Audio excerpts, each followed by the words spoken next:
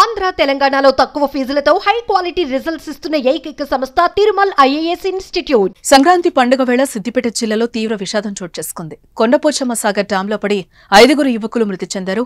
హైదరాబాద్లోని ముషీరాబాద్కు చెందిన 7 యువకులు శనివారం కొండపోచమ్మ సాగర్ చూసేందుకు బయలుదేరి వెళ్లారు. అయితే వారు డ్యాంలో స్నానం చేసేందుకు దిగారు. ఈ క్రమంలోనే ప్రమాదవశాత్తు వారు డ్యాంలో గల్లంతయ్యారు.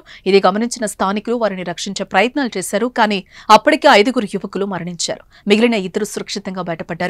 మృతులు ధనుష్, లోహిత్, దినేశ్వర్, సాహిల్, జనిత్ గా గుర్తించారు. అయితే ఈ ప్రమాదంపై సమాచారం అందుకున్న పోలీసులు అక్కడికి చేరుకుని సహాయక చర్యలను పర్యవేక్షించారు. ఈ ఘటనకు గల కారణాలపై దర్యాప్తు చేపట్టారు. అయితే యువకులు సెల్ఫీ తీసుకునే క్రమంలో ఈ ప్రమాదం జరిగినట్టుగా వార్తలొస్తున్నాయి.